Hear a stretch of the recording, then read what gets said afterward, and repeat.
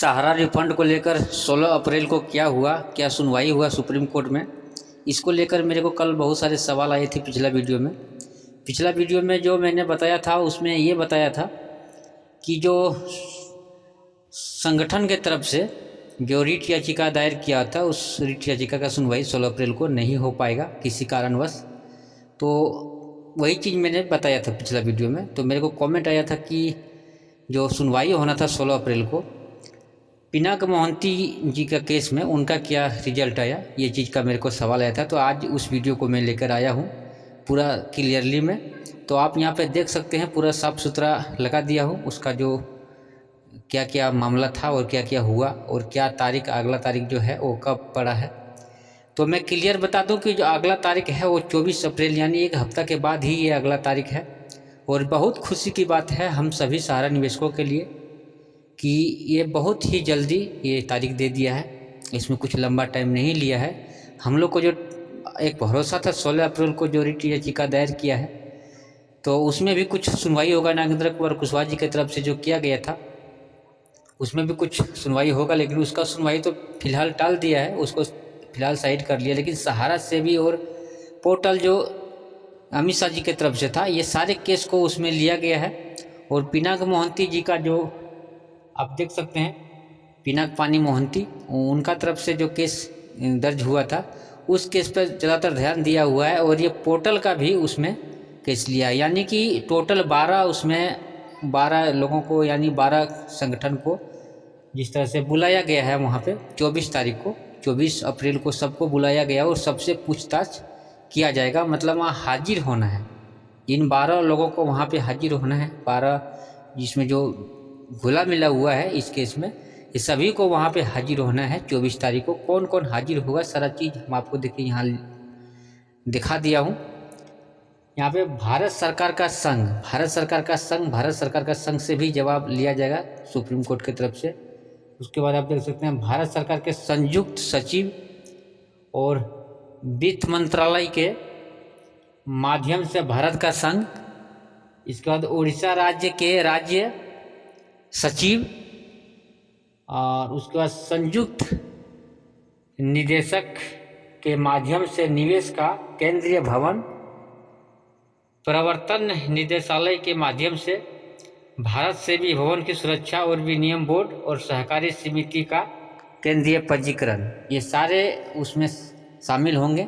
ये सारे की तरफ से लोग जाएंगे और वहाँ पे जवाब देंगे। जिस तरह से ये पोर्टल का भी जवाब आना है, पोर्टल में भी जो 9 महीने का टाइम था, अमित शाह जी ने इस पर बताया गया कि हम पैसा नहीं दे पाए तो हमको टाइम दिया जाए, हमको वक्त दिया जाए। अमित शाह जी की तरफ से जो कहा गया कि हमको इसमें टाइम दिया जाए, तो वो भी टाइम का पूरा समय होने जा रहा है। जून तक का उनका टाइम है कि इतना टाइम मांगा है उन्होंने, तो इसका भी जवाब वहाँ पे दिया जाएगा। इसका भी समय नज़दीक आ गया है। और बाकी 24 अप्रैल को वहाँ सभी को बुलाया जाएगा, जितने लोगों के ऊपर एफआईआर है या जिन लोगों ने एफआईआर किया है, सभी को वहाँ पे हाजिर होना है और सभी को हाजिर होकर वहाँ पे जवाब दिया जाएगा। और हो सकता है जो टाल दिया गया, जो 16 अप्रैल को केस टाल दिया गया है, इसलिए टाल दिया गया है क्योंकि उसमें कुछ कमी रह गया, कुछ तैयारी उसमें कमी रह गया, लोग नहीं पहुँच पाया या कुछ वजह हो गया, इसलिए नहीं किया गया। लेकिन बहुत ही जल्दी टाइम दिया है, ये सबसे खुशी की बात है। और ये PIL के तहत ये पूरा दायर हुआ है। इसमें पूरे भारत का बात सुना जाएगा, पूरे भारत के निवेशकों का रखा जाएगा इसमें बात को। और इसमें बहुत अच्छी, जिस तरह से हम लोग को अपडेट मिला है, खबर मिला है कि बहुत अच्छी खबर है कि ये पूरे भारत का निवेशकों का इसमें हित का ख्याल रखा गया है। सुप्रीम कोर्ट के माननीय न्यायाधीश जो है उन्होंने पूरे भारत के निवेशकों का ख्याल रखा गया है। और 24 अप्रैल को देखते हैं क्या होता है। सबसे बड़ी खुशी की बात यह है कि बहुत लंबा टाइम नहीं लिया गया है, इसमें कम टाइम में ही ये सारा मामला को सॉल्व करने की कोशिश किया जा रहा है। और बस एक हफ्ते में इसका पता चल जाएगा कि क्या होना नहीं होना है। हम लोग को 16 अप्रैल का जो सुनवाई जो होना था, उनमें हम लोग को बहुत दिनों का इंतज़ार था कि 16 अप्रैल को कुछ रिजल्ट आएगा। और आज तक यही होते आ रहा है, टाइम पे टाइम।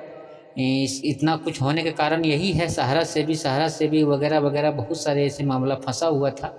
और ये सारे मामले शुरू होते हैं सहारा सेबी का मामला इसलिए शुरू होता है कि सुब्रत रॉय एक होठ आदमी था। सुब्रत रॉय एक हुट आदमी था, वो ना सेबी को ना सरकार को किसी को मानना नहीं चाहता था। जब वो कंपनी का शुरुआत किया, आपको उनका पूरा हुलिया पता होगा, डिटेल पता होगा। जब 2008 में उनको आरबीआई की तरफ से दबोचा गया था, तो वहाँ से भी निकला और जाके अलग एक नियम अपना वो नियम बनाना चाहता था। वो किसी के दायरे में आना नहीं चाहता था, वो अपना एक कानून अलग लगता था, जैसे कि वो क्या है वही जाने। उन्होंने ही सारा मामला ये पेच फंसाया और उसको दबोचा। जब सेबी ने दबोचा उनको, तब जाके उनको लगा कि अब हम निकल नहीं पाएंगे सेबी के दायरे से, तब जाके वो मामला को इस तरह से पेच में फंसाया और इस तरह से फंसाया कि आज हम लोग को सभी निवेशकों को आज भुगतना पड़ रहा है।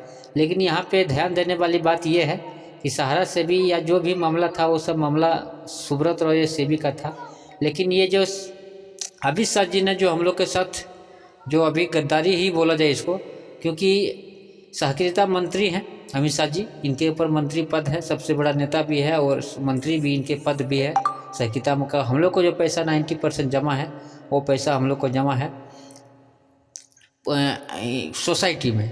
तो सोसाइटी का पैसा अमित शाह जी का इसमें कर्तव्य बनता है, सोसाइटी का पैसा का भुगतान जैसे भी हो। जैसे उन्होंने बताया था कि 5,000 करोड़ 10,000 करोड़ से 10,000 से शुरुआत करेंगे, उनका दायित्व यहाँ बनता है सभी से अलग हट के, यानी सोसाइटी का पैसा देने के लिए यहाँ पे सहारा सेबी या जो भी मामला था उसमें इसको लपटना नहीं चाहिए था। अमित शाह जी को यहाँ कर्तव्य बनता है, उनको करना ये चाहिए था कि जो सोसाइटी का मामला है, ये 4 सोसाइटी का विशेष करके 4 सोसाइटी का मामला को इसमें लपेटना नहीं चाहिए। इसका पेमेंट अमित शाह जी को अपना कार्य मतलब जो सरकार के कर्तव्य बनता है उसके तहत उनको ये भुगतान उनको करना चाहिए। कम से कम जो उन्होंने माना है कि 10,000 इस तरह से बताया था 86,000 करोड़ रुपया, जो उन्होंने खुद अमित शाह जी ने इस बात माना था कि 10 करोड़ निवेशकों का 86,000 करोड़ रुपया देनदारी है। तो कम से कम ये पेमेंट अमित शाह जी को करवा देना चाहिए। ये पोर्टल से करवाए या ब्रांच से करवाए, इनको ये चीज़ करवा देना चाहिए। यहाँ पे मामला को इसमें नहीं फंसना चाहिए। लेकिन अमित शाह जी ये घोलमाल कर दिया है पूरा। कोर्ट की तरफ से 25,000 करोड़ रुपया सेबी के पास जमा है, उस पैसा को एक बार पेंडिंग में साइड में उसको चलते रहना देना चाहिए, क्योंकि ये मामला बहुत उल्टा सीधा फंसा हुआ है, तो इसको एक बार साइड में ही रहना देना चाहिए। लेकिन ये सोसाइटी का मामला को इसमें नहीं मिलाना चाहिए, उसको अलग से अमित शाह जी को भुगतान करवाना चाहिए, करना चाहिए। यहाँ पे सबसे बड़ा जो चाल है वो सरकार मोदी जी और अमित शाह जी को इसमें ध्यान देना चाहिए। हम सभी सहारा निवेशकों के ऊपर या जो भी चिट फंड कंपनी है इनके ऊपर सरासरी जो गलती अभी हम लोग को भुगतान नहीं मिलने का है, वो सारा चीज़ अमित शाह जी के ही से दिया जाता है, उनका ही गलती सारा मानना हम लोग का है।